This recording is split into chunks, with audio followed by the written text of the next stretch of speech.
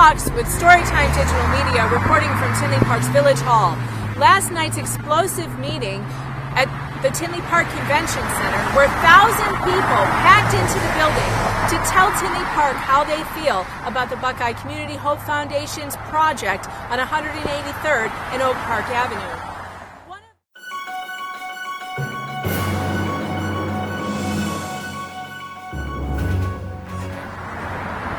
The spokesperson for the citizens of Tinley Park, Matt Coughlin, confronted the board again about the lack of government transparency, hidden documents, the unanswered questions. Whether there was a law broken or not, certainly the trust between the people in this room and the people on that stage was broken.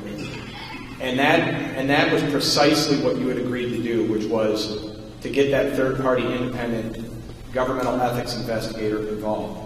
And so can I ask why we haven't actually, is it the media that we're afraid of? Is it the fact that this might actually be in the public domain? Why isn't the Better Government Association involved in this dialogue? Certainly, whether it be the BGA or one of the good government groups that might offer assistance, that's fine too. What also has been discussed by this council is that just maybe the stakes are so high that the issue requires a more sophisticated review from a law firm. That's the honest answer. Okay. One of the people weighing in on this, and I think the mayor even actually asked him his opinion here, is Thomas Melody from KJT. The fact of the matter is, if we look at the emails, he actually is the one telling Amy that she should go ahead and sign the document.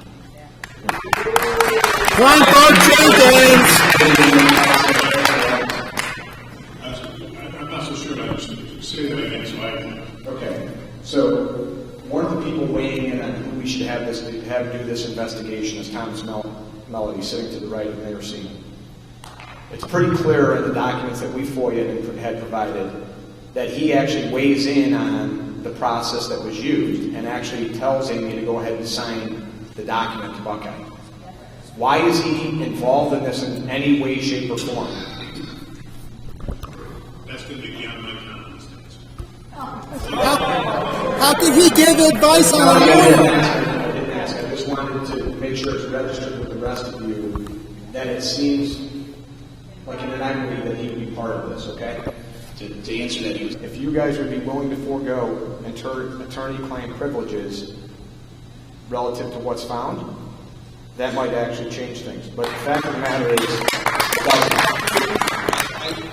let me just give you one person's opinion, and I don't get to vote on these things most of the time.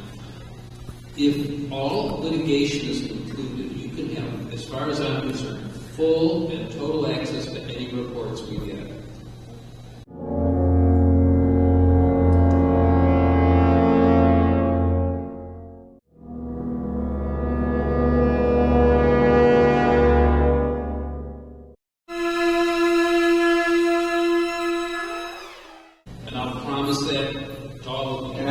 Can I get everybody to potentially just raise their hand if they're also individually in agreement with Mayor Seaman? How did we get here? Unfortunately, the conditions that have led to the current issue with the reserve appear to be systemic variety, which means this is not an isolated issue, but rather the norm in Tinley Park. Over the last couple of years, our town has found itself in several high-profile issues ranging from water meter scandals to cell phone towers on our school property, to our most current issue here tonight. These issues have actually shown a very bright spotlight on the people who we have either hired or elected and their lack of performance. Upon further review, we suffer from a serious case of atrophy.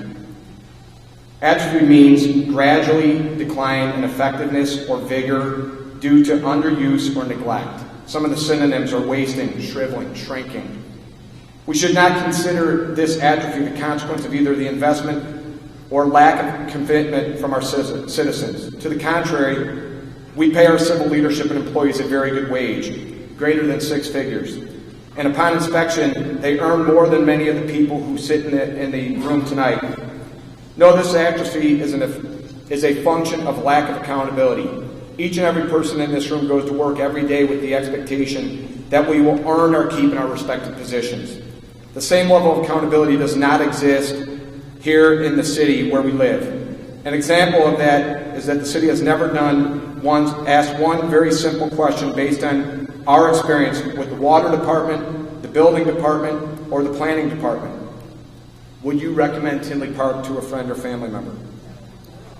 The question may sound familiar because just about every single business in America that has to fight to survive wants to know if they are meeting the constituents' needs.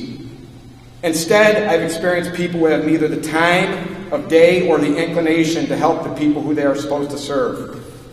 Because this atrophy has happened over years, it has become the culture of our city employees and elected officials. Let me give you one example. I spoke with many of the developers in preparation for a new role in reviewing the legacy code. What I heard person by person is that Tinley Park is the single most difficult place to do business or to invest. Most troubling is that our major investor, who has proposed multi-million-dollar projects, has been clear that the code, the legacy code, is not the only problem here in this city. The employees throw their power around in a way not to elicit investment in our city, but to dissuade it. We find ourselves in this position because of the lack of accountability that has led to atrophy. The good news is that right now, we are all in the arena. And I can tell you, we're going to be here. We're not going away.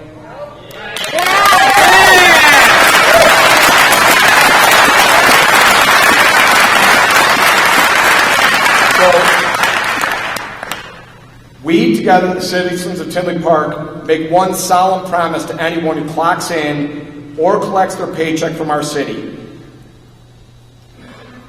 We will either change people or we will change people.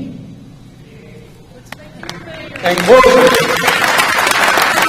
we intend to support those forward-thinking, growth-oriented people who want a prosperous city we can be proud of, with transparency. I thank all of you who came out. We need to make sure that these people sitting on that stage are actually working for us, given that we're getting for them.